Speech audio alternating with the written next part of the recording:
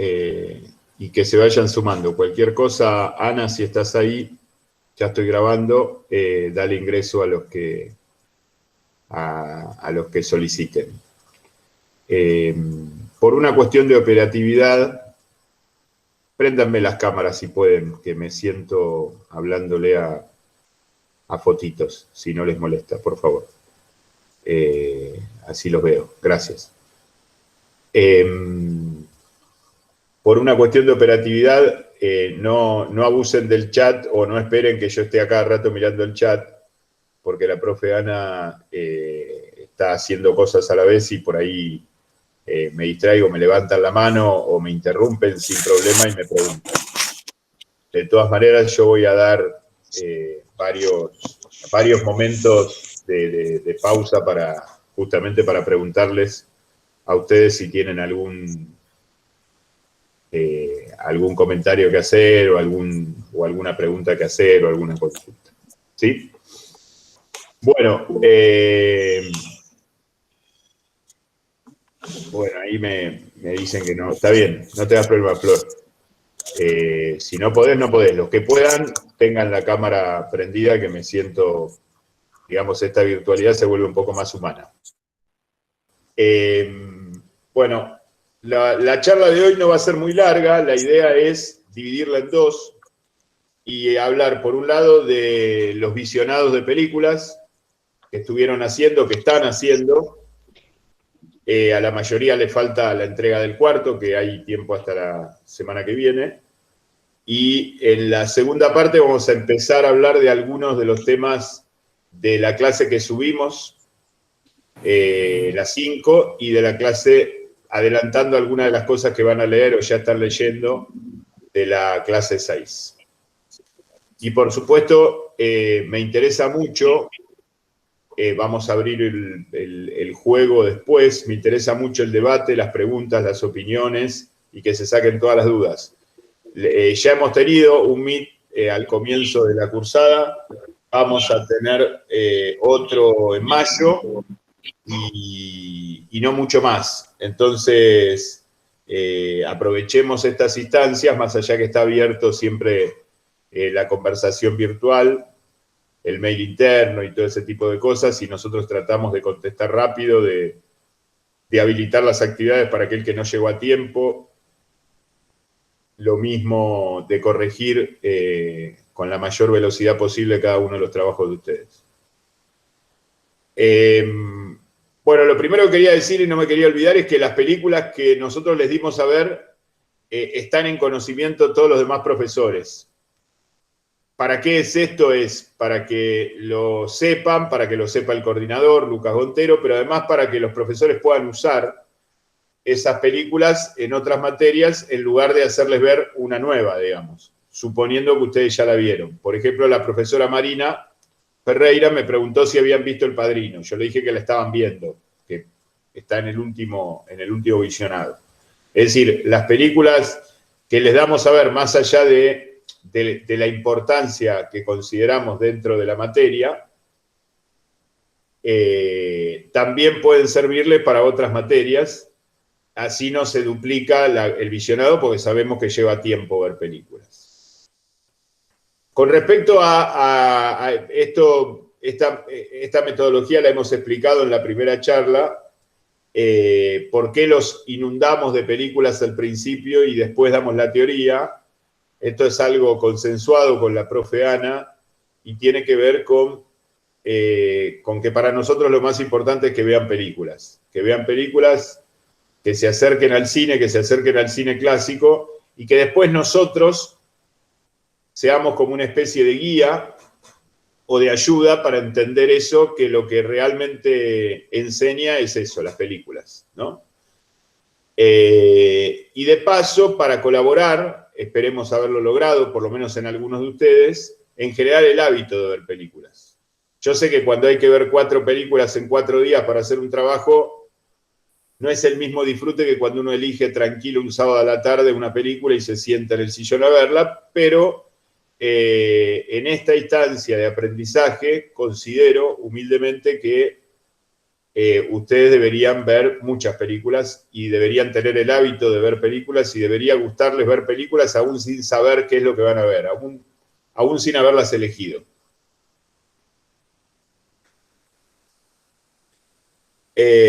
Con respecto a los trabajos, en algunos he hecho algunos comentarios de devolución, en otros no, depende también el tiempo, porque a veces, imagínense ustedes en el cierre, a las 12 de la noche del día que cierra, me encuentro con 35 trabajos para corregir y si me pongo a escribirles a cada uno, pero bueno, para eso está este tramo de la clase también, ¿no?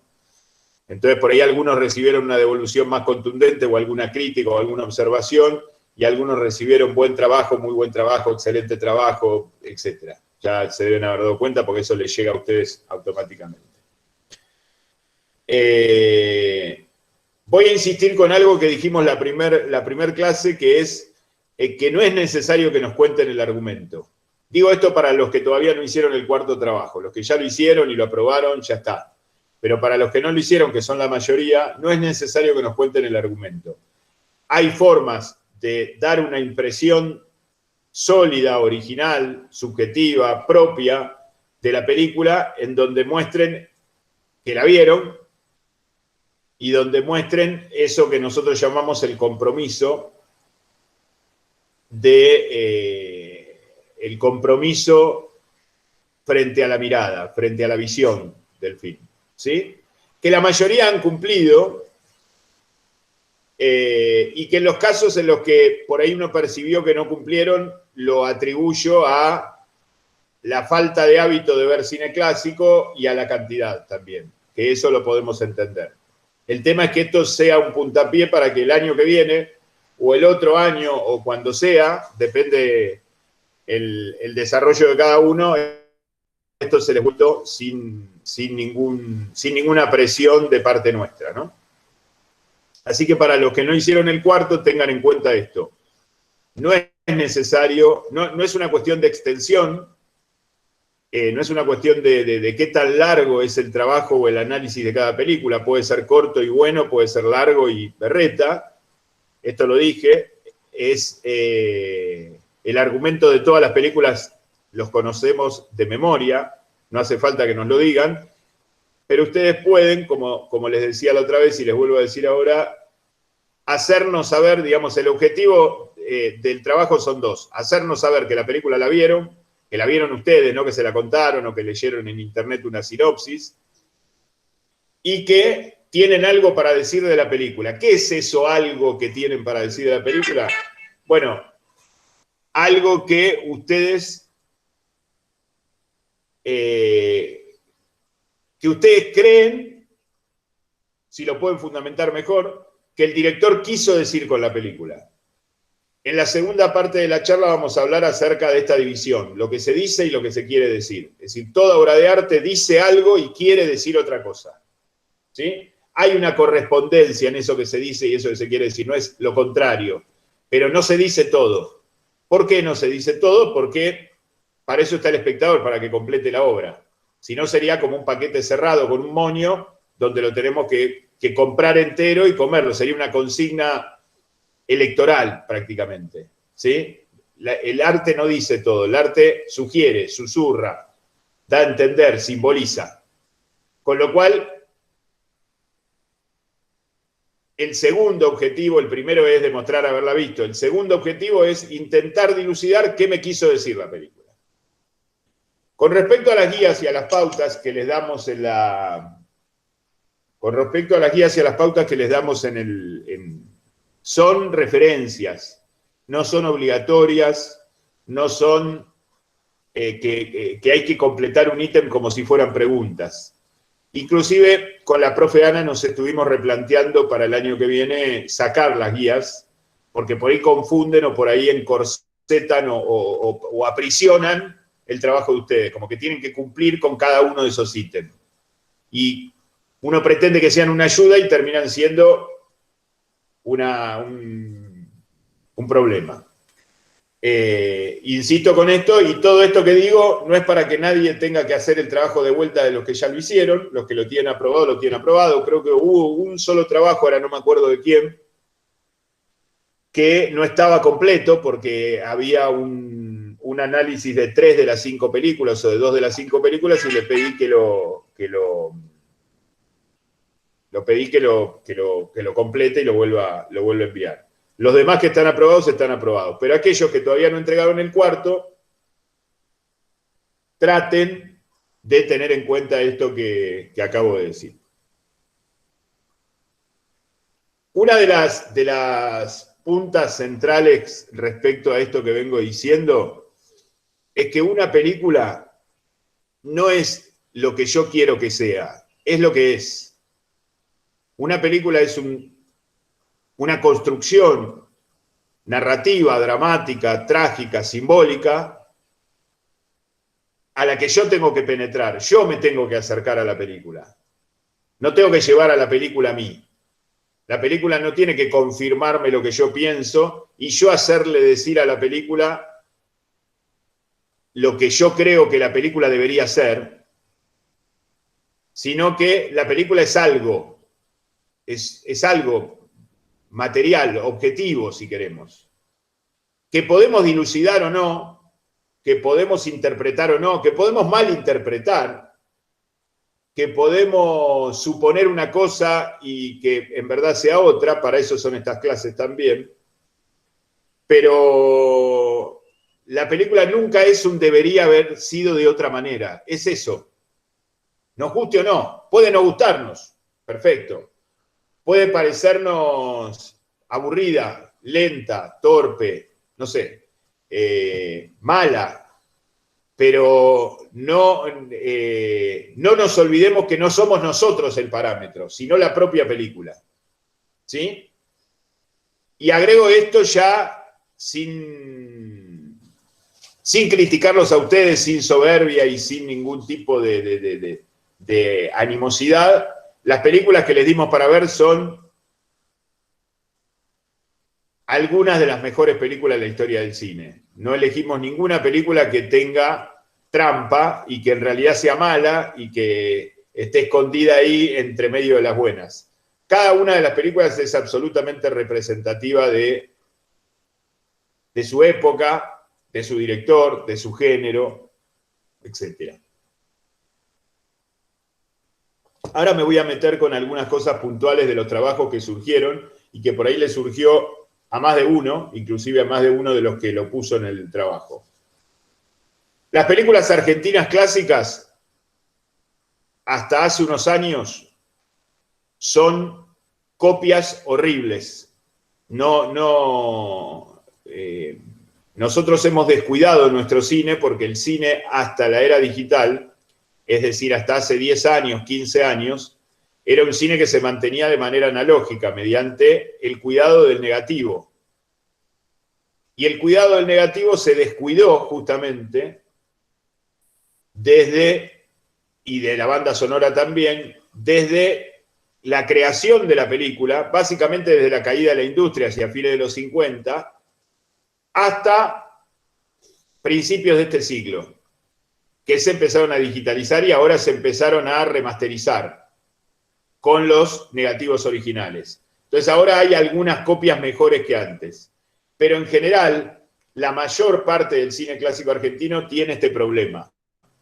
Lo que pasa es que como es argentino y estamos en la Argentina, como lo consideramos parte importante de la historia del cine, porque nuestro cine clásico ha sido de los 4, 5, 6 cinematografías más importantes del mundo en su época clásica, no queríamos dejar de hacerles ver esas películas. Pero no es que se veían así en el estreno, cuando nuestros padres, nuestros abuelos o nuestros bisabuelos iban a verla, sino que se veían perfectamente, pero desgraciadamente somos un país, y esto me hago cargo y es un pensamiento propio, somos un país que descuida mucho su cultura, ¿no? Y que parece que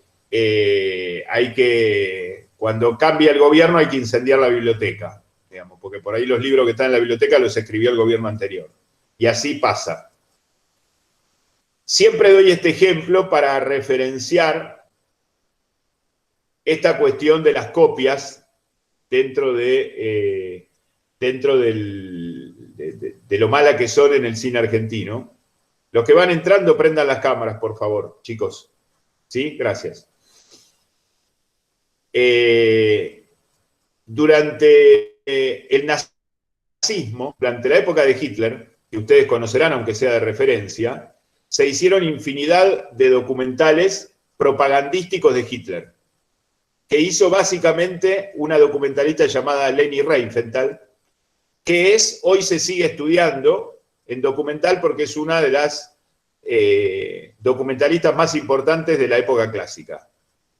Si ustedes tienen la oportunidad de ver algún trabajo de Leni Riefenstahl, por supuesto yo no comparto nada con el nazismo y no comparto nada con el contenido del documental, pero si ustedes se fijan cómo la Alemania de posguerra y aún hoy el mundo cinematográfico cuidó las copias de esos documentales, nos vamos a dar cuenta lo descuidados que somos los argentinos. Es decir, aún las cosas más horribles, los pensamientos más estrafalarios y más dañinos que ha tenido la humanidad en el siglo XX han sido cuidados en otras cinematografías. Si ustedes se fijan, la película de Buster Keaton o alguna de las películas de Griffith, o aún las películas norteamericanas de los años 30 que han visto, se ven, más allá que sean en blanco y negro o mudas, se ven casi como si estuvieran hechas en la última década. Y las películas argentinas parecen como si fueran, no sé, películas hechas hace 200 años. Bueno, esto es un problema que está bueno que lo sepan y que lo conozcan, porque se van a enfrentar con este problema. Yo soy, entre otras cosas, un especialista en el cine argentino clásico, he publicado libros sobre cine argentino clásico, tengo toda una colección de cine argentino clásico y la mayoría de las películas se ven así y se escuchan así. Y es un problema. Ahora hay un grupo de gente, gracias a Dios, que están remasterizándolas, buscando los negativos y armando, y están saliendo cada tanto, pasa que es un trabajo chino.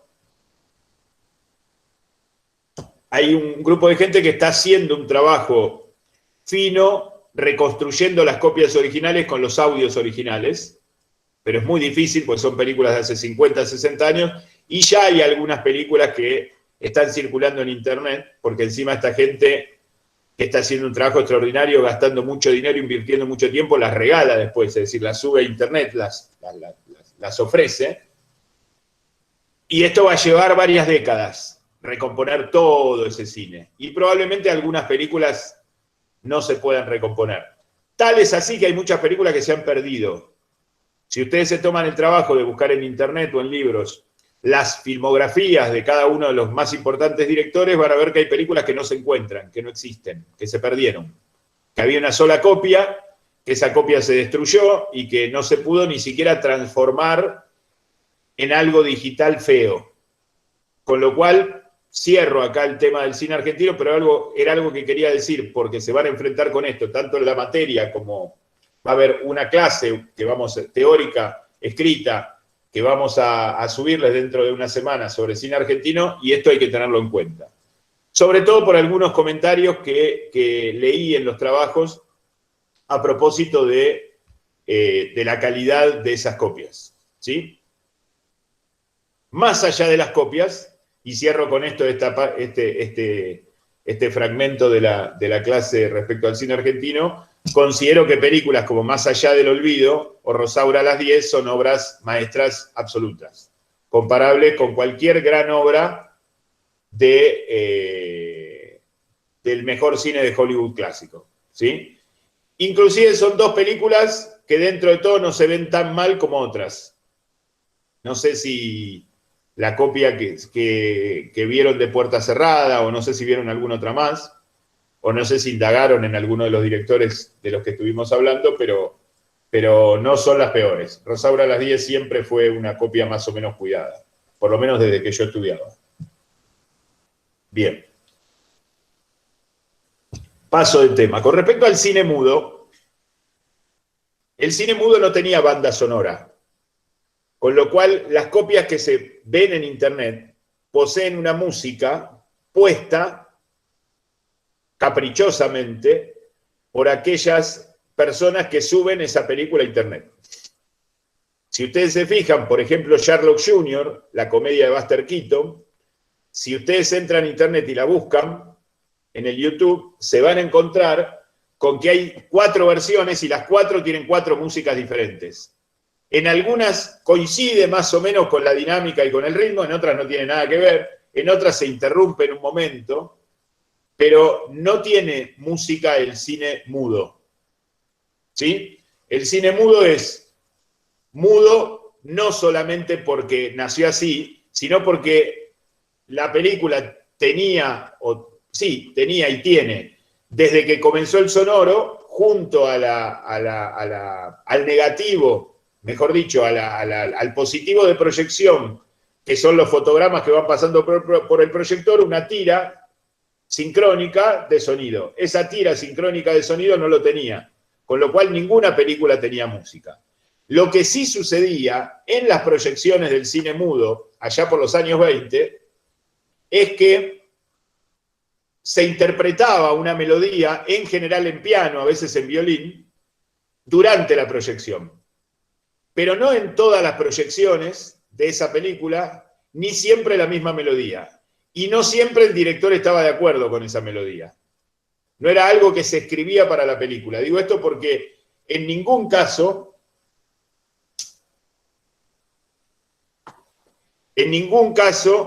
es parte de la obra literalmente. Esto es importante que quede claro para que no nos despiste lo sonoro de ese tipo de cine. Ese tipo de cine solamente construía con imágenes. Solo con imágenes. Bien. Y lo último con respecto y abro el juego y el debate y las preguntas. Lo último respecto a los trabajos al visionado.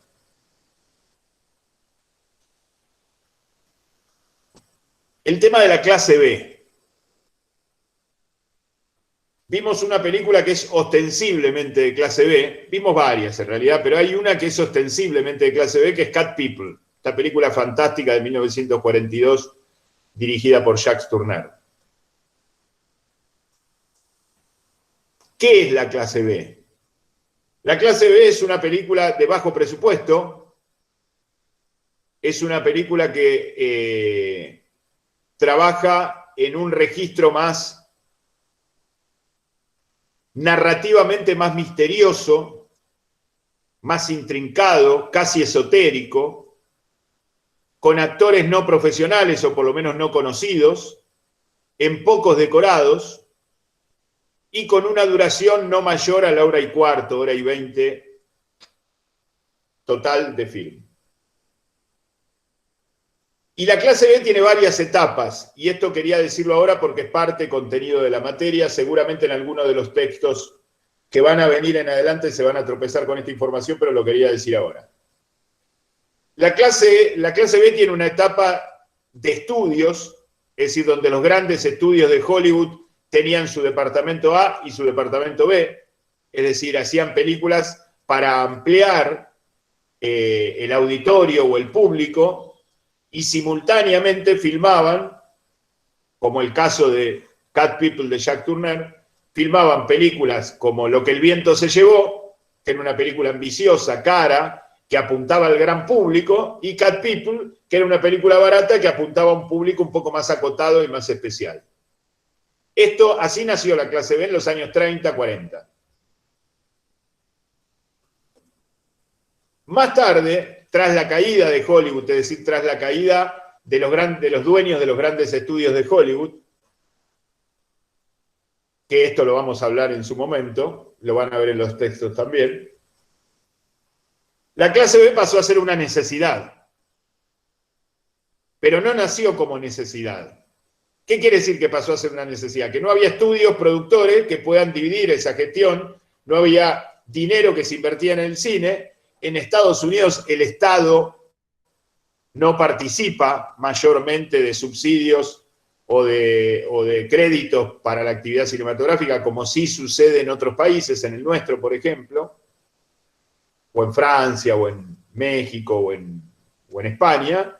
Entonces hubo que recurrir en los años 60 a hacer un cine barato por necesidad, porque la plata la tenía que poner el mismo productor, el mismo director, el mismo grupo de gente que hacía el cine. Con el aditamento con la complicación de que en ese momento se competía con la televisión, porque en los años 60 en Estados Unidos fue el auge de la televisión. Entonces, piensen que en los años 30 o en los años 40 el cine no tenía competencia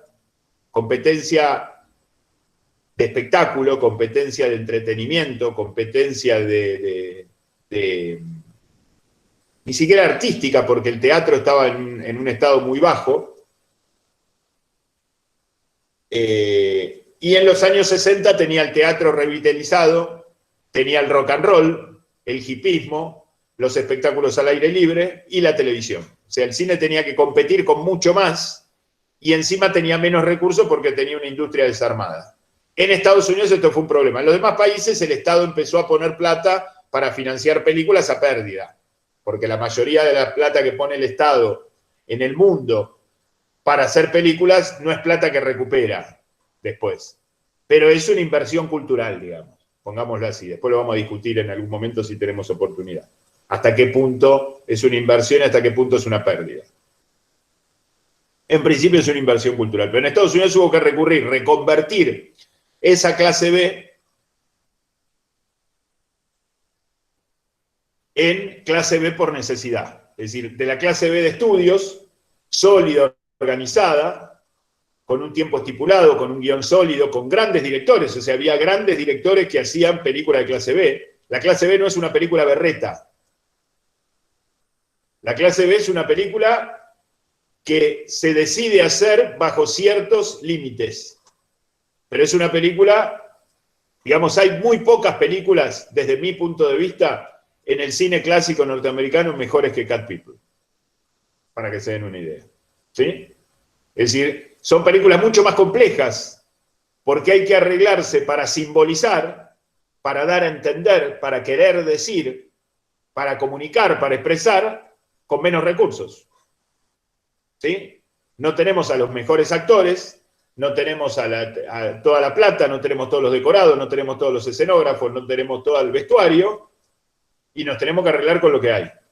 Y tenemos que contar.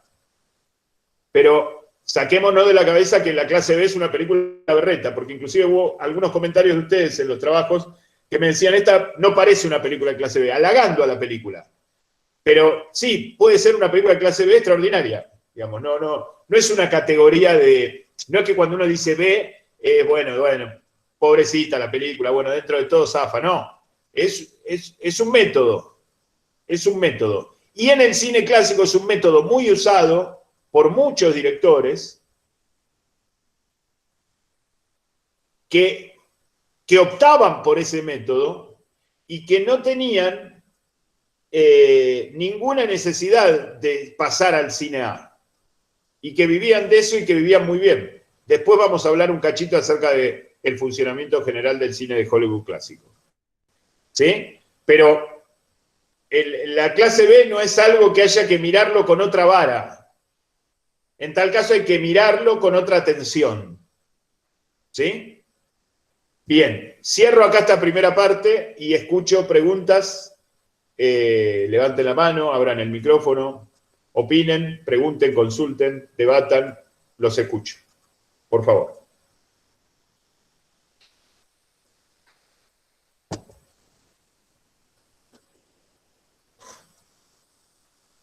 No le anda el micrófono acá. Bueno. Yo tengo una consulta, profesor. Esperamos un cachito, Noelia. Ahora consulta el Lautaro y después... O si querés anda escribiéndome en el chat. Escribime en el chat. Sí, Lautaro, decime. Mi consulta es, ¿con qué criterio se decidió armar la línea de tiempo de la historia del cine y no se han, por ejemplo, a lo mejor puesto otros movimientos como el neorrealismo italiano, el impresionismo alemán, la Nouvelle Vague? Me explico. ¿Por qué decidieron centrarse en esa parte de la historia del cine y a lo mejor no usar otros movimientos, como viste que hay algunas películas que hay de un expresionismo? Me explico. Bueno, ahora voy a contestar eso. Era parte de la segunda mitad de la charla. ¿Alguien tiene alguna duda sobre lo que venimos hablando hasta ahora respecto a los visionados, sobre todo aquellos que les falta entregar el cuarto?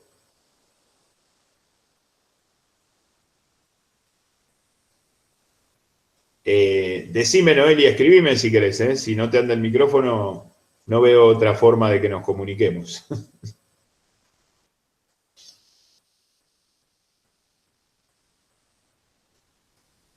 Bueno, espero tu mensaje o tu pregunta o lo que quieras comentar, Noelia. Contesto a Lautaro y arranco con la segunda parte de la charla si lo hacemos corto. Hay varias formas de contar la historia. Yo soy profesor de historia general y profesor de historia del cine desde hace unos 18 años más o menos. Y yo, cuando empecé, por una cuestión de seguridad y en general, mejor dicho, de inseguridad, me aferraba al libro y daba lo que decían los libros de historia del cine. Hasta que me fui independizando. Entonces esa línea de tiempo es mi historia del cine, o en este caso, nuestra historia del cine, porque la incluyo a Ana de esto, más allá de que es algo que inventé yo alguna vez y que voy modificando todos los años. Porque aparte la actualizo y la modifico y le agrego directores. ¿Y en qué, digamos, cuál sería la explicación de eso de esa pregunta puntual que vos hacés respecto a las vanguardias? Que para mí la historia del cine es la historia de las películas y de los directores, no de los movimientos. Porque los movimientos, si bien los vamos a ver, los vamos a charlar, va a aparecer el término, podemos hacerlo ahora inclusive, si vos tenés alguna inquietud particular, son engañosos, porque dentro del neorrealismo italiano hay directores buenos y directores malos, hay películas buenas y películas malas. Es decir, darle el manto de bondad a un grupo de gente porque participó de una época en un determinado lugar, me parece una forma desacertada. Me parece una forma acertada para escribir un libro de historia del cine porque hay como que resumir y explicar y avanzar. Pero si yo tengo la oportunidad de individualizar y ver el árbol y no el bosque, yo soy de los que miran el árbol y no el bosque, porque el bosque te hace perder los árboles. Parecen todos los árboles iguales, ¿no? Si uno mira desde un dron, parecen todos los árboles iguales. Si uno baja y recorre el bosque, se da cuenta que uno es más petizo, uno es más alto, uno está seco, el otro está verde, etc. ¿No? Entonces, muchos de los directores a los que vos hacés referencia en esas vanguardias están en la línea de tiempo. Pero están como directores, no están como cobijados sobre un paraguas vanguardista. ¿Me explico? Para mí no es importante el expresionismo como expresionismo. Es importante el cine de algunos expresionistas y no tanto de otros. Lo mismo el neorrealismo y lo mismo la Nouvelle Vague. Y lo mismo el realismo, el naturalismo, el impresionismo, etcétera, etcétera, etcétera. Pero por una cuestión fundamental que descubrí hace tiempo y que me parece muy importante. Son todos términos pictóricos. Son todos términos pictóricos que la intelectualidad de la primera mitad del siglo XX, no bancándose demasiado al cine, o tomándolo como un torpe entretenimiento de masas tontas, le puso, lo etiquetó para darle algún sentido. Dice, bueno, el cine lo vamos a aceptar, pero lo vamos a aceptar si le damos categorías pictóricas, si le damos categorías artísticas, si lo consideramos arte alto porque se llama así o asá. Y el cine, muchachos y muchachas, tiene su propia autonomía, vale tanto como la pintura, como la música, como la danza, como la arquitectura, como la escultura. El cine no es menos que nada. Puede ser que al principio se haya dudado, porque no se sabía dónde iba, pero hoy estamos seguros de que es el arte más importante de los últimos 100 años y que probablemente los demás sigan teniendo como destino pequeñas muestras y museos, y este siga siendo el más masivo y el que más cosas tiene para decir y el que más cosas tiene para crecer. Entonces, descreí, mi primera actitud fue descreer de las categorías pictóricas, de las categorías artísticas preexistentes.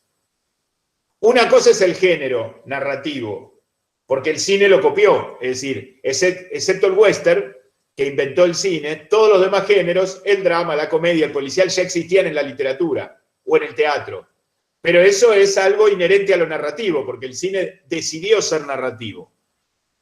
Pero otra cosa es que se lo catalogue y se lo meta en una bolsa de gatos llamada expresionismo, en donde aparece Pabst, en donde aparece Vine, en donde aparece Fritz Lang, en donde aparece Murnau, y no son todos iguales. Y no todos tienen la misma carrera, y no todos tienen la misma calidad de las películas. Entonces, mi intención de la línea de tiempo, que indudablemente es arbitraria, es caprichosa, es subjetiva, y ustedes pueden estar en desacuerdo, porque yo también la expongo y me expongo enseñándoselas, tiene que ver con un criterio propio, que es lo que yo busco que ustedes tengan a partir de estas clases, un criterio propio, y que ustedes, cada uno de ustedes, construya su propia línea de tiempo. No es que esta es infalible, de hecho, ni siquiera para mí es infalible, porque todos los años estoy agregándole un director, sacándole otro, corriéndole un año para acá, un año para allá, digamos, pues es algo que está vivo el cine, digamos, como el arte. Entonces, mi intención es que ustedes la tomen como algo propio, como algo subjetivo mío, si quieren arbitrario, si quieren caprichoso, pero que traten de pensar a partir de las películas y a partir de los directores y no a partir de los movimientos. La Nouvelle Vague tiene excelentes directores y pésimos directores. La comedia muda de comienzos del siglo XX tiene excelentes directores y pésimos directores. El naturalismo francés tiene excelentes directores y pésimos directores. Esto es a criterio mío, me dirán ustedes, y sí, obviamente, estoy hablando yo. Ustedes pueden tener otro criterio, pueden armarse. Lo importante es que cada uno se arme a conciencia y que no repita como loro ni lo que digo yo, ni lo que dicen los libros de historia del cine. Porque si algo aprendí realmente, más allá de mi gimnasia de ver películas, de mi ojo entrenado para analizarlas, si algo aprendí es que cada uno ve las cosas con su propio criterio y que cada uno debe ver las cosas con su propio criterio y de que no hay que volverse loco porque no repetimos lo que dice el libro.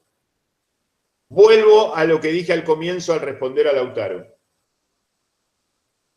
Por inseguridad yo empecé así. Casi que iba con el libro a dar cine, a dar historia del cine. Porque era joven, porque era inexperto, porque no, porque... Pero si ustedes toman, y esto se los voy a decir seriamente, esto es muy duro, la mayoría de la gente que escribió esos libros de cine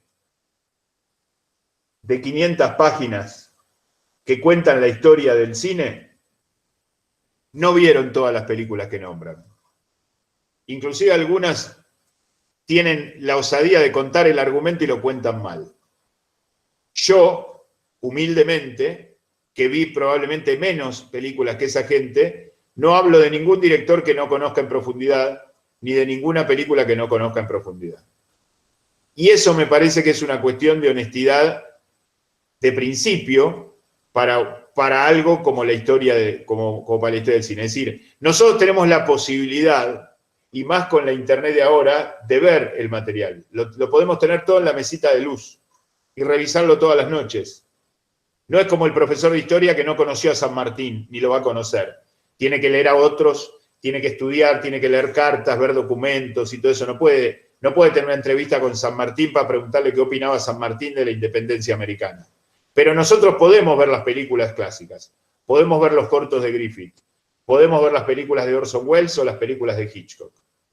Entonces tomémonos el trabajo de hacerlo. No le digo a ustedes, que por supuesto también se los digo a ustedes, pero digo, si vamos a enseñar, si vamos a escribir un libro, veamos todas las películas de las que vamos a hablar.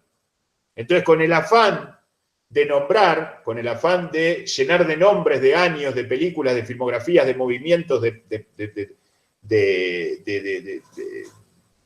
vanguardias, se nombra un montón de gente que no se conoce. Y no se hace una valoración, porque acá es donde está el centro de la enseñanza para mí. Yo estoy valorando a esos directores que puse y desvalorando a los que no puse. Estoy haciendo un juicio de valor y creo que es mi responsabilidad hacerlo, no lavarme las manos, no ponerles a ustedes todo como si fuera todo lo mismo, porque no es todo lo mismo. No es todo lo mismo. Hay directores que se han roto el culo y hay directores que han pasado de largo. Hay directores que han estudiado mucho y hay directores que son unos chantas. Hay directores que tienen un talento natural increíble y hay otros que no lo tienen. Hay directores que nos hacen pensar aún hoy, habiendo filmado hace casi 100 años, y hay otros que filmaron el año pasado y no tienen nada para decir. Entonces, arriesgar ese juicio de valor, ponerlo en conocimiento de los estudiantes y que los estudiantes, saquen sus propias conclusiones. Y después crean su propia línea de tiempo. ¿Sí? Cada uno crea su propia línea de tiempo, cada uno crea su jerarquía, su top 10 de directores o de películas o de épocas o de lo que sea. Pero insisto, y para cerrar, la historia del cine es la historia de la evolución de un lenguaje, construida a partir de películas y directores. Si quieren, guionistas y productores también, pero no de grupos de películas. No de vanguardias, porque las vanguardias tienen una referencia pictórica, hacen referencia a un lugar. Que se haya hecho en Italia el neorrealismo no le da ninguna garantía de que sea bueno. Es Italia, qué sé yo. Yo vengo de Italia, mi abuelo era italiano, pero eso no quiere decir que Italia sea mejor que Francia, o mejor que Argentina, o mejor que Estados Unidos. Es decir, es un particularismo, como puede ser africano o surcoreano, y que hayan coincidido en una época. Bueno, Vittorio De Sica no es lo mismo que Rossellini, y Rossellini no es lo mismo que Visconti. ¿Sí? Lo mismo pasa con la Nouvelle Vague, lo mismo pasa con el realismo francés, con el naturalismo francés y con el expresionismo alemán. ¿Está claro? ¿Te contesté, Lautaro? Sí, está claro, está claro. Bien. De todas maneras, ustedes pueden preguntar con toda libertad, en esta clase o en cualquier otra, o por mail, cuestiones que les preocupen a ustedes, porque si la línea de tiempo de ustedes se construye a partir de las vanguardias, yo no se lo voy a prohibir. Y yo voy a adecuarme a eso y voy a hasta recomendarles libros, si quieren, o hablarles de películas o darles mi opinión sobre esa vanguardia. Pero la línea de tiempo tiene ese objetivo, digamos. Desprenderme de la vanguardia, inventar, porque esa línea de tiempo la inventé, y yo dije, esto va de acá hasta acá, va de acá hasta acá y va de acá hasta acá. Me parece un valor, no es que me esté vanagloriando ni esté siendo soberbio, me parece un valor asumir ese riesgo. Aún a riesgo de equivocarme, porque la vivo modificando. Eso quiere decir que estaba mal antes y que probablemente la modifique en el futuro, quiere decir que está mal ahora. Pero me parece que hay que asumir ese riesgo, porque eso es pensar. Eso es tener el criterio propio. Si no, somos dichos por otros.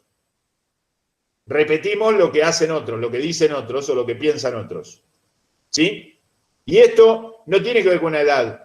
No tiene que ver con que yo sea más grande o que tenga más experiencia o que haya estudiado más o que lo que fuera, o que haya visto más películas. Tiene que ver con una actitud frente a la vida, creo. Y sobre todo frente al arte y sobre todo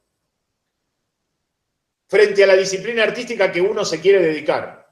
Porque por ahí yo esto no lo hago en arquitectura o en física o en medicina, porque no entiendo. Entonces por ahí generalizo y qué sé yo, y mezclo términos, y bueno, porque no es lo mío, pero si es lo mío, hay que tomarlo en serio. Y tomarlo en serio es tratar de desarrollarlo a partir de un criterio propio. Porque ese criterio propio es el que después nos pone en el lugar de director, o de productor, o de guionista, para llevar adelante un proyecto audiovisual.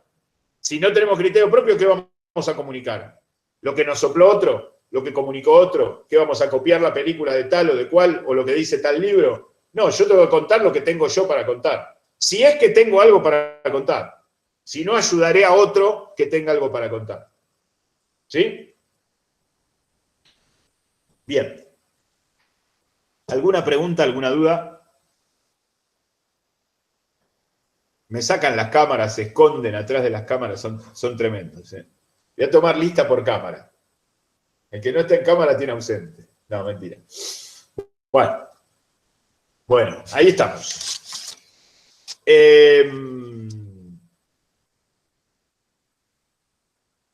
Vamos al comienzo.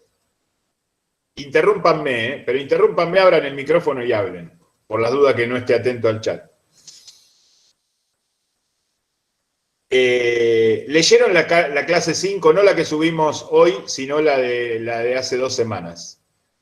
¿Alguien quiere preguntar algo respecto al video de Fareta o respecto al pequeño texto sobre símbolo o a la línea de tiempo y a la explicación de la línea de tiempo a la que hizo referencia recién Lautaro? ¿No? Bueno. Voy a empezar por la línea de tiempo, a explicarla, más allá que está explicada en un texto, está la línea de tiempo, creo que en un Excel, y después está un PDF explicándola, ¿no? La línea de tiempo tiene 11 etapas.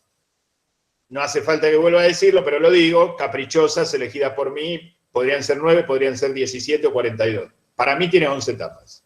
La primera etapa es una etapa de pre-cine, donde el cine no estaba desarrollado no solo como lenguaje, sino como arte. Lo que llamamos cinematógrafo, que va desde el patentamiento que hicieron los hermanos Lumière en 1895 hasta 1908, que empieza a filmar Griffith, es cinematógrafo. ¿Qué es cinematógrafo? Es algo que no tiene una pretensión artística desarrollado a partir de un lenguaje propio. ¿Cuál es la pretensión artística que después desarrolla Griffith y que tenemos hasta hoy? Un lenguaje narrativo, dramático, visual, después visual sonoro, representativo y simbólico. ¿Qué quiere decir representar? Representar quiere decir, y esto viene del teatro griego, representar quiere decir volver a presentar. Esto quiere decir que cuando uno representa, vuelve a contar alguna historia ya contada de otra manera.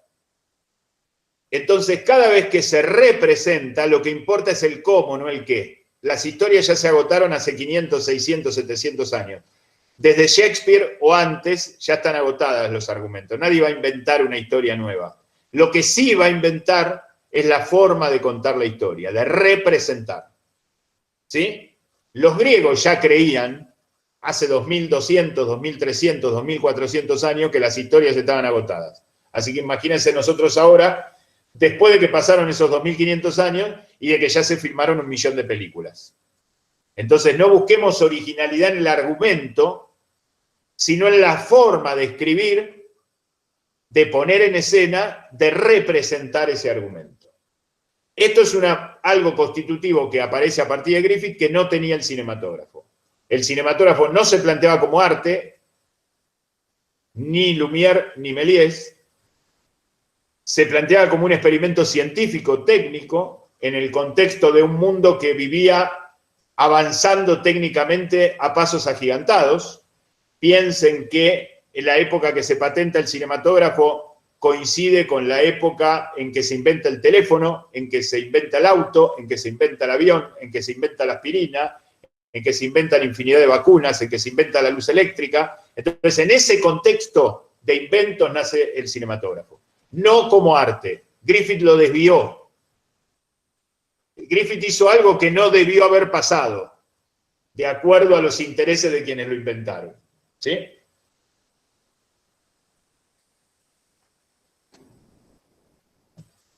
¿Qué hace Griffith para transformar esto?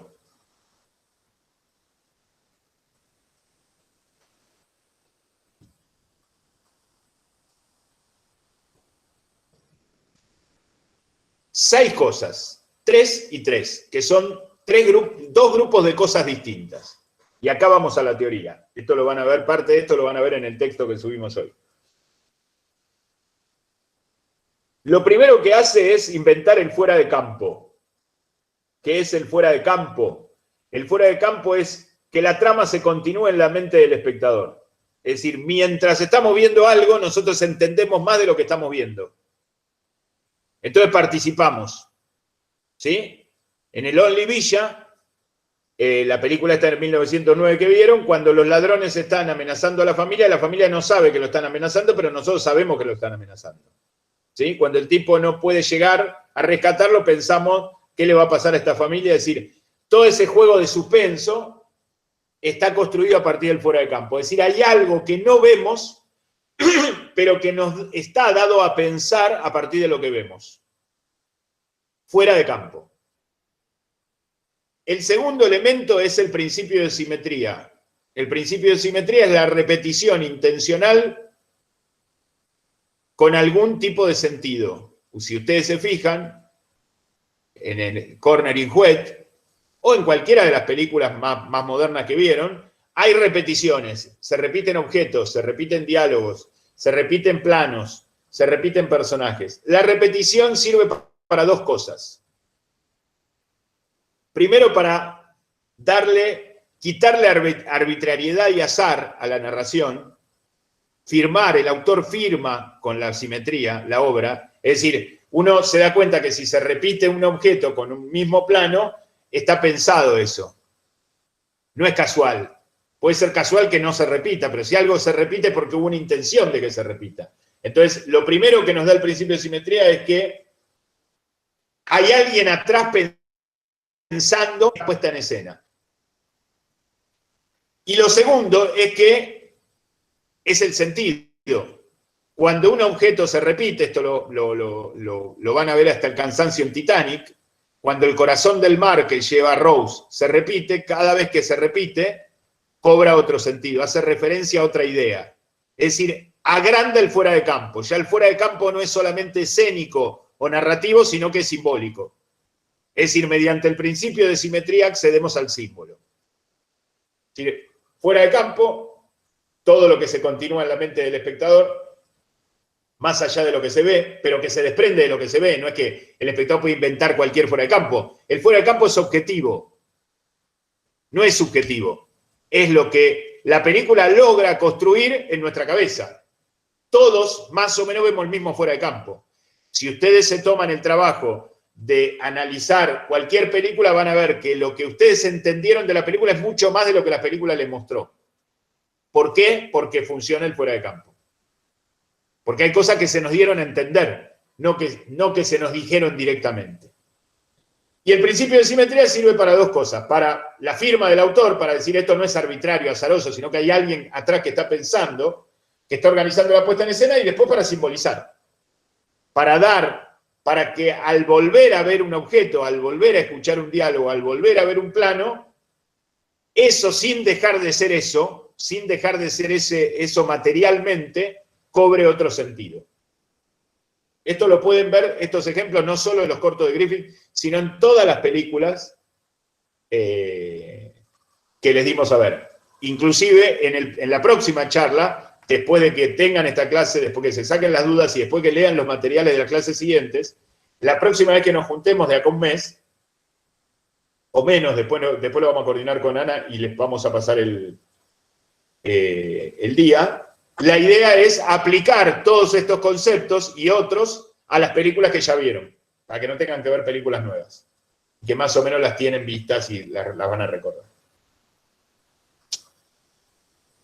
El tercer elemento es el eje vertical. El eje vertical es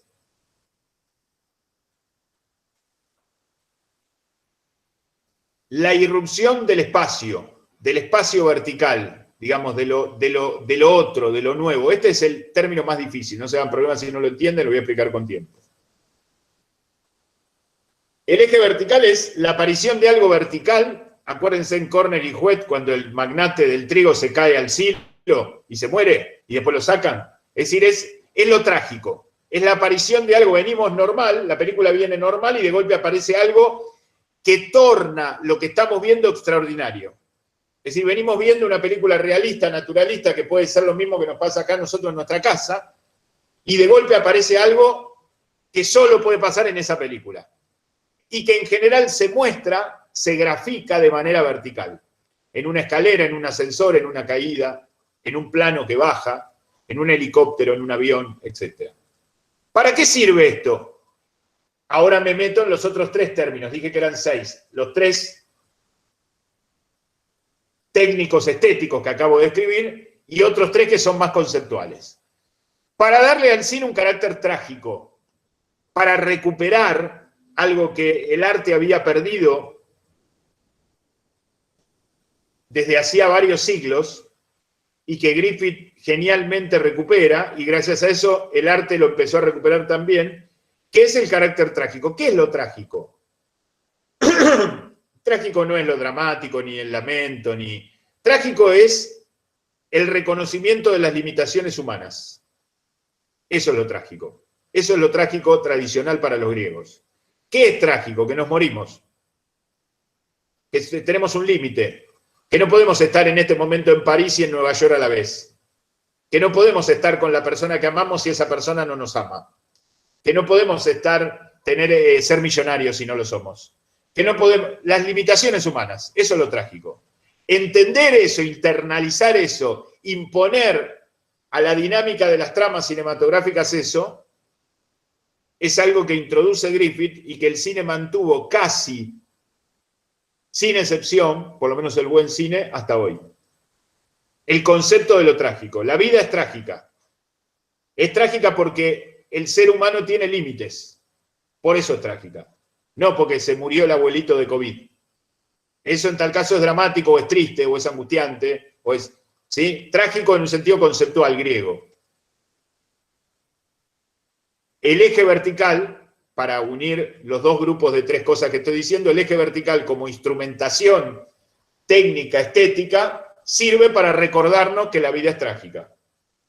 Para recordarnos que el arte es trágico, y que el arte se debe a un compromiso con lo trágico para tomarse en serio a sí mismo y para tomar en serio al espectador.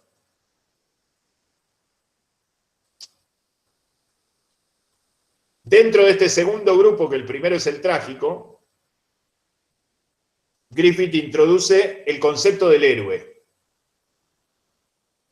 Y todas estas cosas, antes de seguir, tanto lo trágico como lo del héroe, como lo de la mujer, que voy a decir después, estos 3 elementos conceptuales tienen que ver con una postura antiliberal de Griffith. ¿Qué quiero decir con antiliberal? Como ustedes saben, el liberalismo no es solamente una teoría económica, no es un gobierno, es un concepto, una ideología, una visión del mundo completa y compleja que viene del siglo XVIII, de justamente cuando el concepto de lo trágico se había eclipsado, desde la caída del barroco, para los que conocen un poco de historia del arte. Y es de alguna manera lo que en el mundo de hoy sigue imperando como visión del mundo, lo liberal. Sea una política económica liberal o sea una política económica un poco menos liberal, lo que distingue al mundo moderno y al mundo posmoderno es el modo de vida liberal. ¿Qué es el modo de vida liberal? La confusión entre la libertad y el atropello a los otros, el individualismo, el materialismo, el desprecio por lo trágico, el desprecio por lo sagrado, el desprecio por lo espiritual, etcétera, etcétera, etcétera. Después seguimos si quieren, si alguno tiene alguna duda. En este concepto, el desprecio por la mujer, en este concepto, Griffith nos da estos 3 conceptos, valga la redundancia, de los que está hablando. La tragedia, es decir, la reintroducción del elemento trágico, la reintroducción de la función del héroe, ahora la voy a explicar, y la función de la mujer como sujeto histórico actuante. Esto ya está en los primeros cortos de Griffith, y si se fijan, hay una película extraordinaria que se llama Way Down East, donde trata el tema de la madre soltera, Griffith, 1919, 1920. ¿Sí? ¿Qué quiere decir estos 3 términos? El trágico lo expliqué, vamos al héroe. ¿Qué es el héroe para el liberalismo? Digo, ¿por qué se opone? Se opone porque, digamos, con lo trágico es fácil. El liberalismo es antitrágico, porque el liberalismo parte de un progreso indefinido que se supone que el mundo tiene que consumir y consumir y consumir y la vida no tiene límites. Entonces es fácil. Le impones el concepto de lo trágico y lo limitás. Le decís, no, mirá, no es así. Con respecto al héroe es muy interesante porque el héroe es una persona antiliberal. El héroe es aquel que se sacrifica por los demás sin cobrar un sueldo. Es un tarado para el liberalismo, un héroe. Y el héroe es algo que introduce el cine. Después vamos a ver la banalización del héroe, vamos a ver, qué sé yo, el superhéroe y un montón de cosas. Pero digo el héroe como concepto. El héroe, Ringo en la diligencia. La diligencia de John Ford, Ringo se tira a agarrar la rienda de los caballos para salvar la diligencia y para salvar al grupo que viaja en la diligencia. Podría no haberlo hecho, pero lo hace. ¿Sí? ¿Se entiende? No es una cuestión meramente exitista, sino que es alguien que se erige como representante de la comunidad para hacerse cargo y salvar a la comunidad a cambio de ningún tipo de remuneración. Y lo tercero es introducir a la mujer como sujeto histórico actuante. En el siglo XIX, que es el siglo liberal por excelencia, donde después de la Revolución Francesa y después de la Revolución Industrial nace lo que hoy conocemos como capitalismo salvaje, pero que fue salvaje desde sus inicios, la mujer era una madre o una puta. Perdón la expresión. Digamos, para el liberalismo la mujer era eso.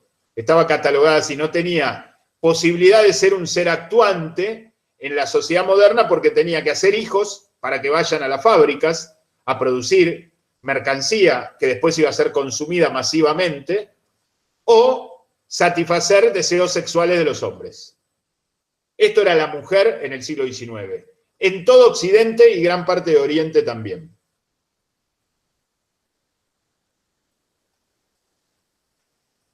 En el siglo XX empezó a cambiar y hoy, gracias a Dios, en el XXI esto ya parece casi un chiste lo que acabo de decir. Pero el cine hizo mucho, porque el cine hacia 1908, 1909, 1910, en un momento en donde todavía se pensaba así y donde el liberalismo era todavía más duro y con respecto a la mujer más duro todavía, empezó a plantear a la mujer como un sujeto actuante, como un sujeto social, independiente o dependiente, pero actuante. Si lo hacía dependiente, lo hacía a modo de denuncia, como diciendo, che, acá hay maltrato. O directamente como en Way Down East, donde la mujer está con el bebé y viene su madre, la madre de la chica que tiene el bebé, y le dice, ¿dónde está el padre? No, no está el padre, no existe el padre. En ese diálogo, que es un diálogo en intertítulo, porque es una película muda, en ese diálogo está toda la idea de Griffith acerca del tema de la mujer, que por supuesto después se repite y la película lo profundiza. Es decir, la mujer sería una tontería decir lo mismo que el hombre, ¿no? Porque es obvio que es así, pero es para el cine una potencialidad a descubrir. Porque el hombre ya fue aventurero, héroe, cazador en las artes anteriores durante el siglo XIX. La mujer no, la mujer empieza a hacerlo en el siglo XX gracias al cine. Si ustedes miran la obra de James Cameron, el director de Titanic, director que de los contemporáneos más me gusta, me parece más complejo y más profundo y más interesante, el tema es la mujer.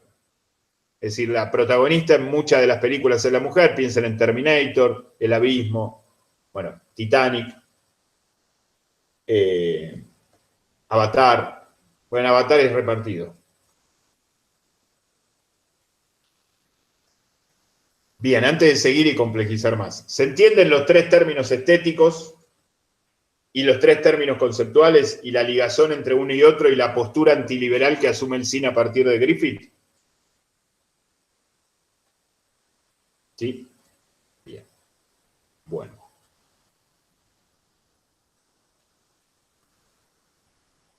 Cualquier cosa pregunten, interrumpan. Está lo de las naranjas del Padrino, como lo de las peceras en el Padrino, es eso, son principios de simetría. Son repeticiones. Cuando uno ve que es una naranja, después es una naranja y después es una naranja, quiere decir que el director lo puso a propósito. Si hubiera sido una naranja, después una pera y después una manzana, uno dice, bueno, fue casual, lo que tenían a mano fueron a buscar y lo pusieron. Pero eso, ¿sí? Eso es principio de simetría. Lo aclaro porque me lo preguntan en el chat. Lean todos el chat, así no tengo que releerlo yo.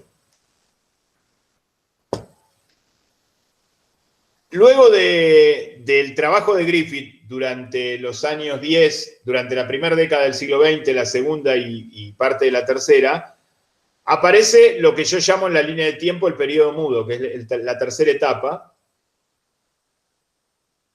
Digo de paso que el cine, para todos los libros de cine, y yo solo respeto para no confundir, nace con El nacimiento de una nación en 1915, que es el primer gran largometraje de Griffith, y que sirve hasta desde el título, El nacimiento de una nación, el nacimiento del cine, ¿no? Entonces es como rimbombante. Entonces yo lo uso, inclusive creo que lo uso en la línea del tiempo también. Pero después viene una tercera etapa que es muy importante, porque le da la razón a Griffith. Imagínense si los que venían a filmar después decían todo lo contrario de Griffith. Sacaban al héroe, sacaban a la mujer, sacaban al eje vertical, sacaban el... Digamos, Griffith hubiera quedado como un loco suelto, como una experiencia fallida en el fondo de la historia. Digamos, se necesita siempre que hay un acto genial, revolucionario, que después haya una institucionalización de ese invento. Una institucionalización de esa invención, de esa genialidad. Bueno, el periodo mudo es básicamente la legitimación de la invención de Griffith. Es decir, cada uno con su estilo, porque Griffith no marca estilo, Griffith no dice, al contrario. Griffith lo que inventa es, miren que con esta máquina podemos contar lo que queremos, porque el fuera de campo lo construimos nosotros. Podemos hacer participar al espectador, podemos representar, podemos hablar de lo trágico, pero no nos marca un camino único. Tal es así que en Japón, en Alemania, en Italia, en Francia y mismo en Estados Unidos, poco tiempo después en México y en Argentina, se empieza a filmar cine distinto al de Griffith, pero respetando estos 6 conceptos que acabo de dar. Es decir, esa legitimación fue necesaria para que hoy podamos estar hablando de eso. Si no hubiera sido así, Griffith no hubiera inventado el cine, lo hubiera inventado otro que vino después. O antes. ¿Sí? Y después ahora vamos a la cuarta etapa y con esto quiero cerrar la charla de hoy y me gustaría escucharlos a ustedes y que pregunten. Sobre todo lo que leyeron, lo que vieron, las dudas que tengan. La cuarta etapa, en los años 20, durante el periodo mudo, en Hollywood se constituyen los grandes estudios que hoy conocemos por sellos. La Paramount, la Universal, la Warner Brothers, etcétera, etcétera. En los años 30 se consolidan a partir de la aparición del sonido. Y se construye lo que Fareta va a llamar, el maestro Fareta yo lo uso mucho porque es mi maestro y porque tomé clase con él durante 10 años, inclusive los videos que les paso son de él y están en internet y se pueden buscar otros videos también de él si les interesa, hay mucho material. Los años 30 son la consolidación de ese sistema de estudios como construcción orgánica. ¿Qué es una construcción orgánica? Una construcción orgánica es eso que hizo Griffith individualmente organizado. Una construcción orgánica es el Renacimiento italiano. No es que todos los pintores pintaban lo mismo, todos pensaban lo mismo, pero forman parte de un periodo que está organizado, que está articulado, que podemos reconocer en miles de cuadros y en cientos de autores literarios, pictóricos, escultóricos, con cierta identidad. Construcción orgánica es el barroco. Construcción orgánica es el romanticismo alemán. Construcción orgánica es el cine clásico de Hollywood. ¿Para qué sirvió esa construcción construcción orgánica, más allá de mi gusto por el cine clásico de Hollywood, que me parece de lo más importante que se ha hecho en la historia del arte, el cine que produjo Hollywood en los años 30, 40 y 50, para que hoy tengamos cine. Porque si no eran experiencias individuales, si eso no se organizaba, el cine podría haber desaparecido. El cine no tenía la consolidación que tenía ahora, no estaba en internet, no estaba en la mesita de luz de cada uno de nosotros. No estaba al alcance de la mano, no estaba en DVD o en HD o en Blu-ray. El cine podría haber desaparecido y la cultura de los años 20 y 30 hizo mucho para que el cine desaparezca. Los gobiernos y las entidades culturales y los intelectuales que despreciaban al cine porque les parecía un arte mecánico, electrónico no es la palabra, por eso vino después, un arte mecánico que no es artesanal, como son todos los demás, que no se hace con el cuerpo, con las manos, sino que se hace mediante una máquina o una serie de máquinas, mediante lo cual se defenestró al cine, excepto muy pocos autores literarios, filósofos, pensadores, teóricos, pintores, lo defenestraron al cine durante los años 10, 20 y 30. Gracias a que Hollywood construyó esto, es que hoy tenemos cine. Pero esa construcción tenía que tener un correlato con lo que hizo Griffith. Es decir, tenía que respetar, por lo menos, estos 6 principios que le dimos. Fuera de campo, principio de simetría y eje vertical, carácter trágico, la figura del héroe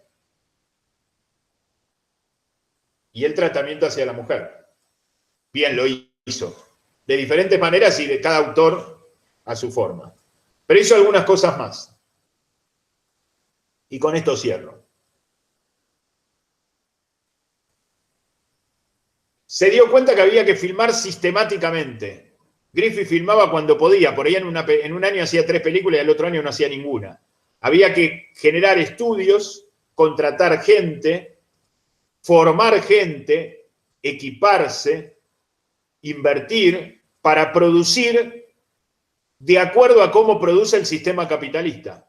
Porque había que meterse dentro del sistema para producir y combatir al sistema. No se podía combatir desde afuera, con pajaritos de colores, vinchas, hippies y caminando por el bosque. Había que producir en serie, había que hacerlo en serio. Había que hacer una cantidad de películas por año, había que tener cines para estrenarlas. Había que generar un grupo de actores que después se llamó Star System, que sean reconocibles para el espectador. Había que hacer publicidad, había que estrenar las películas, había que cobrar entrada y había que generar un sistema de poder económico propio para poder sostener la actividad. Les aseguro que sin eso el cine hubiera desaparecido pronto. Desaparecido. No menguado o achicado, hubiera desaparecido. Los grandes actores de Hollywood marcaban tarjeta como los operarios de la fábrica. Cary Grant, John Wayne o Alfred Hitchcock, cuando llegaban a trabajar, cumplían horario, marcaban tarjeta. Esto es viejo ya, ¿no? Ahora son sistemas electrónicos. Pero yo llegué a marcar tarjeta en algún trabajo. Marcaban tarjeta para determinar que habían llegado en horario y se iban en horario. Y tenían que ir vestidos de una determinada manera. Y lo mismo la gente de vestuario, y lo mismo la gente de maquillaje, la gente de escenografía, la gente de iluminación, la gente de cámara y la gente de sonido. ¿Sí? Es decir, se armó una fábrica. Pero ¿cuál era? ¿Qué es lo que no perdió de vista el Hollywood clásico? Que había que hacer lo que había planteado Griffith, porque corría el riesgo de transformarse en algo justamente liberal. Es decir, por el modo capitalista, por el modo de fábrica, por el modo de producción y de consumo, podía transformarse, pero no se logró eso. No se llegó a eso. ¿Cuál fue el elemento primordial para que no se llegue a eso? la proliferación, la promoción y el apoyo a los grandes directores de cine. Tal es así que la mitad de los directores del cine clásico de Hollywood no eran norteamericanos. ¿Por qué? Porque estas empresas se iban a buscar a Europa, a Sudamérica, a Centroamérica, a Asia, los mejores directores para traerlos. Y los directores trabajaban, más allá de que marcaban tarjeta, con una libertad creativa absoluta. Entonces, si el director estaba circunscripto a esta mentalidad o a estos principios griffithianos, y si se le proveía de un sistema capitalista de fábrica, podía trabajar en las mejores condiciones. La ventana indiscreta de Hitchcock, no sé si la han visto, que es un barrio donde el tipo mira por la ventana, todo eso está construido en estudios. Todos esos departamentos de enfrente es escenografía. ¿Qué hizo Hitchcock? Dijo, quiero allá un balcón, allá un patio, allá quiero no sé qué, acá póngame esto, necesito 5 extras, hagan hoy una película ustedes con total libertad y empiezan a hacer cosas al productor y van a ver que suspenden el proyecto a los 15 minutos. ¿Me explico? La posibilidad de filmar bajo un sistema de estudios, bajo un férreo sistema de fábrica, permite, con la tentación siempre de que nos vayamos a algo capitalista liberal, que Hollywood no le sucedió, o en tal caso le sucedió después, pero eso lo vamos a hablar en otra clase, y lo van a ver en los textos. Permite, decía, que el cine subsista, que subsista a partir de obras que son distintas, porque todo el mundo dice, no, Hollywood es todo igual, son todas las películas iguales. Bueno, tómense el trabajo, acá de vuelta, El árbol y el bosque, porque los libros de historia del cine son los que pregonan esta idea de que Hollywood es todo igual. En Hollywood filmaron más de 500 directores en el Hollywood clásico entre 1920 y pico y 1962-63. Más de 500. Y se hicieron unas 200.000 películas. En ese periodo, en ese lugar, en el oeste norteamericano, en Hollywood, en la Tierra Santa. En el bosque sagrado, Hollywood. Tómense el trabajo de comparar a los 500 directores y van a ver que no son iguales. Y tómense el trabajo de ver algunas de las cuantas películas que se hicieron y se van a dar cuenta que no son iguales. Pero no solo que no son iguales porque pertenecen a diferentes géneros, porque tenían posturas distintas. Todas, o casi todas, coincidían con una postura antiliberal. Algunos eran ultra antiliberales, otros eran suavemente antiliberales. Pero todos tenían la postura porque esa era la postura de la construcción orgánica. Así como el Renacimiento también tenía una postura, una línea editorial, así como el Barroco la tenía, pues si no, no hubiera construcción orgánica. Pero lo que más me interesa resaltar de esta idea de la construcción orgánica es la necesidad de haberse creado dentro del modo de producción capitalista para que el cine subsista dentro del capitalismo y hoy tengamos cine. Si no, hoy no habría cine en Internet. Y me arriesgaría a decir más.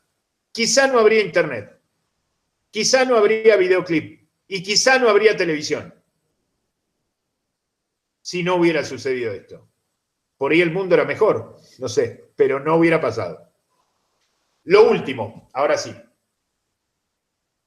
La construcción del Hollywood clásico fue una alianza entre judíos y católicos, gente de origen judío, sobre todo austrohúngara, de Hungría, del sur de Alemania, de Polonia, de Austria, de lo que hoy es Serbia, Croacia, productores de origen judío con directores de origen católico. ¿Y a qué se oponían? A esa mentalidad liberal protestante que gobernaba Estados Unidos desde la Guerra Civil. Si rastrean un poco más, Griffith era sureño. O sea, mejor dicho, el padre de Griffith era sureño. Griffith nació después de la Guerra Civil. Es decir, esa guerra del norte contra el sur, donde la excusa eran los esclavos, en realidad el norte lo que quería imponer e impuso era el capitalismo liberal salvaje en Estados Unidos, el capitalismo liberal industrial. Eso que se impuso, esa mentalidad que se impuso, que viene de Inglaterra, Es justamente esa mentalidad a la que se opone esta construcción orgánica, esta alianza entre judíos y católicos. Está lleno de agnósticos también, pero digo como para caracterizarlo, que es Hollywood. Hollywood es, hasta 1962, 63, 64, una alianza sólida entre judíos y católicos que se oponen al mundo protestante, WASP, capitalista, industrial, liberal norteamericano. Si ustedes se fijan, también, y esto como nota de color, todos los medios de comunicación, el Washington Post, el New Yorker, el de New York Times, todos los medios de comunicación liberales, progresistas, demócratas o de izquierda o protestantes, siempre hablaron mal del cine. Busquen, ahora que tenemos internet, en el New York Times, a ver si hay alguna crítica favorable a alguna película del Hollywood clásico. Y van a ver dónde estaba, como dice Fareta, era Harvard versus Hollywood. ¿Sí? Es decir, era la mentalidad del este liberal progresista. No nos carguemos el término progresista, que quiere decir otra cosa de lo que creemos muchas veces.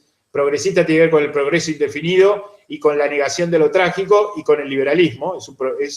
Digamos, ser progresista es ser liberal, está dentro del conjunto. Esa mentalidad de Harvard opuesta a esta mentalidad del oeste, que es antiliberal. Y que se define no como una postura definida y clara frente a esa otra progresista, pero por lo menos se le opone.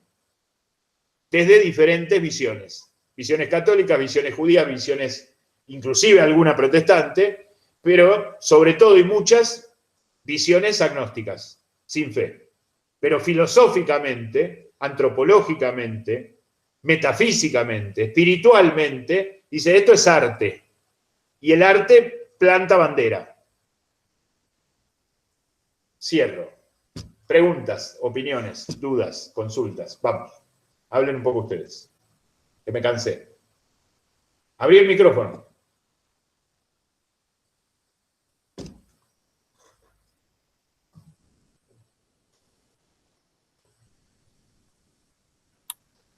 Sí, hola, buenos días. Hola, Fabián. Yo quería hacerte una consulta a partir de lo que comentaste sobre Griffith, y estoy tratando de armar una reflexión al respecto, si en base a esto que vos planteas, que es sumamente interesante, esto que aparece sobre Griffith en cualquier manual, cualquier reseña, que a la tercera línea se hace alusión a su película El nacimiento de una nación como una película racista, si no obedece esta lógica hegemónica de este discurso capitalista industrial o liberalismo que lo ha acorralado, si se quiere, con esta premisa. Digo, en cualquier manual, en cualquier libro, a la tercera línea de Griffiths se reconoce, por supuesto, la cuestión de la sistematización del lenguaje, pero parece, bueno, con su controvertida película,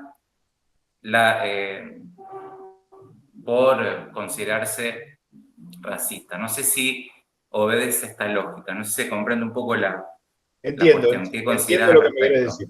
Entiendo, mirá.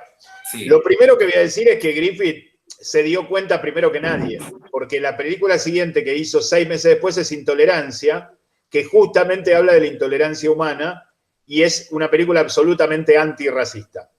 Entonces Griffith se dio cuenta que por ahí se le fue la mano, porque en la descripción de la guerra civil, la película El nacimiento de una nación habla de la guerra civil y pone el acento en el sur, porque su padre era del sur, porque combatió, fue coronel del ejército del sur, entonces pone el acento en el sur, entonces se ve esas características, pero es más una descripción, digamos, hay que ver la película también, es una película muy interesante. Eso por un lado, digamos, Griffith fue el primero que se dio cuenta. Segundo, es claramente el discurso progresista, pero ese es el discurso progresista que dice cómo puede ser que Evita en la época del peronismo le hablaba a las amas de casa y naturalizaba el rol de la mujer. No, era en ese momento, darle una ama de casa era ser feminista, digamos, ¿no? ¿Qué le iba a dar a las amas de casa? El aborto le iba a dar, ¿qué le iba a dar? Es decir, hay que ponerse en el contexto. Es más, Estados Unidos hoy tiene problemas de racismo. No es que los tenía Griffith. Hoy tiene problemas. Hoy no cerró esa cuestión. Y no lo cerró, entre otras cosas, porque esa segregación del racismo, ese mundo liberal que liberó a los esclavos para generar proletarios, los sigue tratando como ciudadanos de segunda. No los liberó humanamente, los liberó económicamente. Es decir, necesitaba pagarles un sueldo para que trabajen en las fábricas. No había una cuestión libertaria en el norte, en el ejército del norte cuando luchaba contra el sur. Eso quedó claro con el correr de los años. Pasaron 150 años de la guerra civil y todavía tienen ese mismo problema. Pero por supuesto que lo central, y lo dejé para lo último a propósito, es que cualquier forma de atacar a Griffith para el sistema hegemónico de pensamiento liberal, sea de derecha o de izquierda, sea norteamericano o europeo, sea más progresista o menos progresista, es atacar ahí, porque siempre va a encontrar algo para atacar. Ahora, nadie va a reconocer, o pocos, que inventó el fuera de campo, y que hoy estamos pensando películas que se hicieron hace 50, 60, 70 o 100 años, las seguimos pensando gracias a eso, que las películas tienen una apertura simbólica, una apertura de pensamiento que sirven más allá de la primera visión. Cualquier película anterior a Griffith no tenía ningún sentido verla de vuelta, excepto que uno se la haya olvidado, porque no tenía más nada que decir que lo que habíamos visto. Entonces, claramente vos interpretaste bien en cuanto a este discurso hegemónico. El mismo Griffith se dio cuenta de que eso podía caer mal, es decir, él se adelantó a la crítica, porque esa crítica es 20, 30, 40 años después. Piensen que la teoría del cine nace en los años 40. Las primeras críticas de cine aisladas se hacen en los 30. O sea, nadie le criticó a Griffith eso en el estreno. Griffith se dio cuenta inmediatamente. Y si representar es volver a presentar, Griffith no estaba inventando, Griffith estaba volviendo a presentar. Entonces hay películas de Griffith que coquetean con cierto racismo, hay películas de Griffith que coquetean con cierto antirracismo, hay películas de Griffith que coquetean con la derecha y hay películas que coquetean con la izquierda, porque lo que vino a inventar es eso, que en realidad las historias ya están contadas, el tema es cómo estoy contando.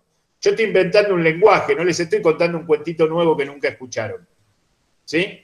Entonces, creo que interpretaste bien y que casi sobró todo lo que dije, pero quería matizarlo o mirarlo desde diferentes puntos de vista porque me parece importante, me parece central. Y los libros de historia del cine, a los que yo hice referencia críticamente hace una hora, no vieron el nacimiento de una nación. Muchos. No la vieron completa. Y si la vieron cuando eran estudiantes, esos viejos de 60 o 70 que escriben esos libros, y no se acuerdan de lo que trata el nacimiento de la nación. Es una historia de guerra, de amor tremenda. Y aparte que a diferencia del cine argentino está cuidada la copia, o sea, se puede ver en una copia bastante buena.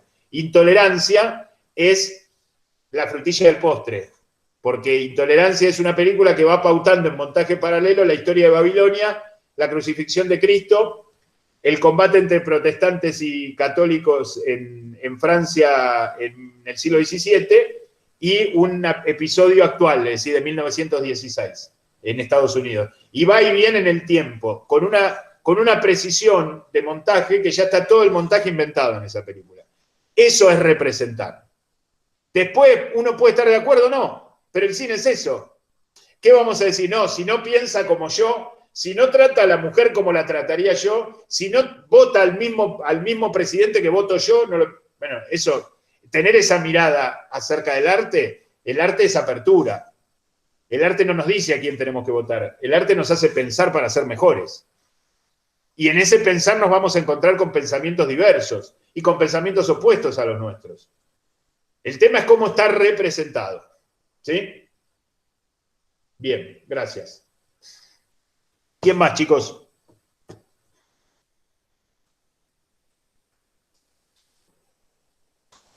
¿Alguna pregunta más allá de lo que hablamos hoy, de lo que han leído o visto de los videos y de los textos de la línea de tiempo y de lo que le hemos pasado? No sé si alguno leyó lo que subimos hoy. Si alguien quiere preguntar algo puntual.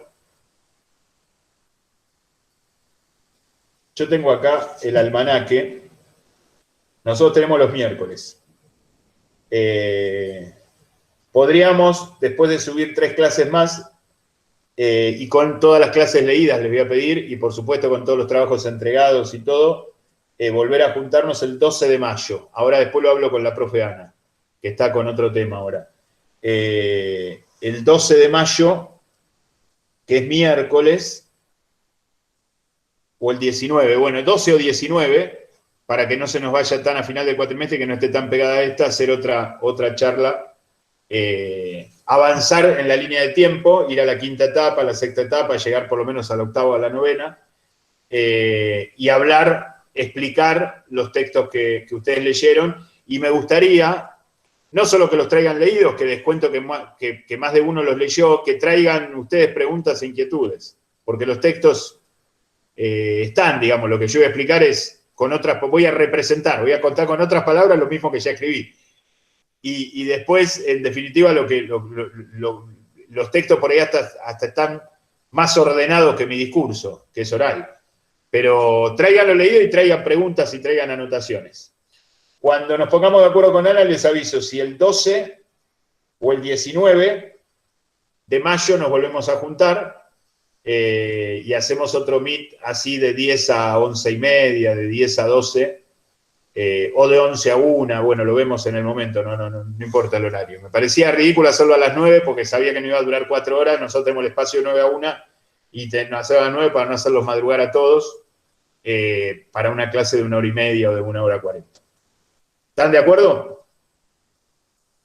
¿Sí? Bueno, ¿alguien quiere preguntar algo, opinar algo, cerrar con algo? Escucho. O leo.